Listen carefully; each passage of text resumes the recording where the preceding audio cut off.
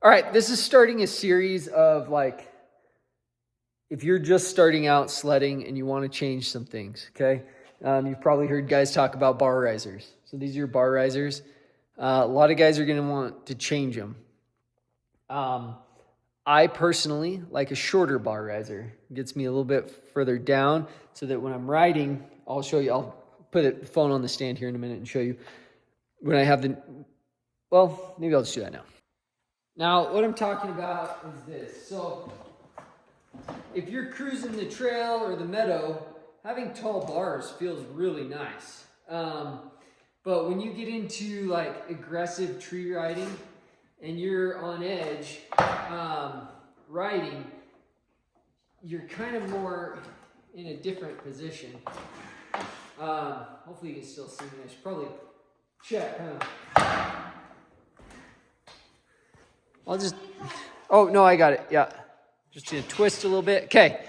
So you get into a side hill, and the more aggressive and steeper the terrain gets,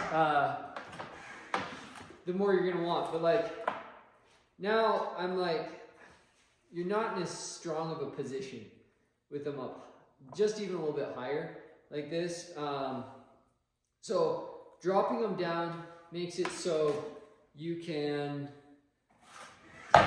be in more control. That's my opinion, and a lot of pros' opinions. Just like Polaris, Chris Brandt says to run the low riser. Brett Rasmussen's like low bars. So basically, what you're gonna want to do is stand on your sled in the attack position, arms here, and you're gonna want to drop. You want your hands to hit here, right? So if you're a tall dude, this might be the perfect riser for you. I have a friend that's like 6'6", 6'7", something like that, maybe 6'9", 6'8", and this is the perfect height for him. It depends on how long your arms are and like that, but so these are too tall for me. So what we're gonna do is we're gonna pop these off. There are a couple tricks and things you're gonna want to pay attention to.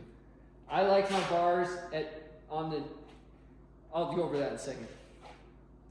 What I'm going to do is I'm going to take these off. I'll take the top off, and then I'll loosen these a little bit, and then they'll slide down, and it's way easier to get a ratchet or an impact onto these to zip them out. So we'll get started on that. I'll do a time lapse. It's really not that. Other than that, well, I'll show you one more thing here. This is personal preference. Okay, I like riding with my bars at the 0. Okay, they have plus and minus. That's just the roll of the bar, right? So how it feels in your hand is what's going on there. I like mine at a 0. You want to have them as centered as you can. And then you want to have the riser here. You want to have this in line with the steering post, okay? If it's tipped forward, you're going to get weird, like, understeer, oversteer. And some guys are going to be like, oh, well, I want to get further forward on the sled, like the Brett Rasmussen post forward kit, which I love for the technical tree riding. I don't have it on here yet, but that moves the whole post forward. So you're not getting that weird over understeer, like, with your sled. So in line with the post, pick where you like the bars to be positioned, and then hook them up. So I'm going to take these off. We'll throw the new ones on, and I'll go over my setup again.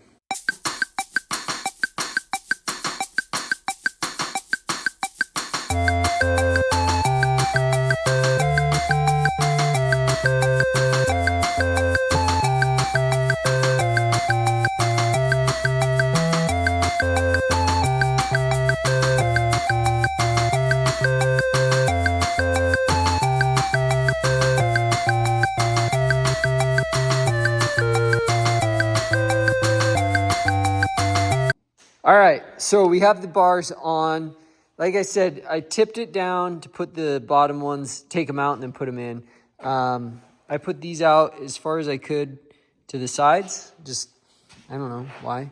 That's what I did. And then I lined up. This doesn't have a marker. These risers don't have a marker for where like 0 is, so I just kind of got it as close as I could. I guess I could hold up one of those in line with this and see. Maybe I'll do that. The other thing is, well, and I talked about it, so I have it in line there.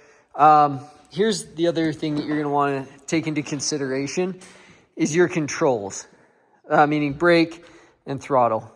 So if your brake is way up, because you always want to ride with the finger on the brake, right? So if your brake is way up, then your wrist is going to be torqued like this, right? So you want to find a comfortable place. Mountain biking, they say it should be kind of a straight line. Side hilling and stuff though, like I don't necessarily go totally straight line.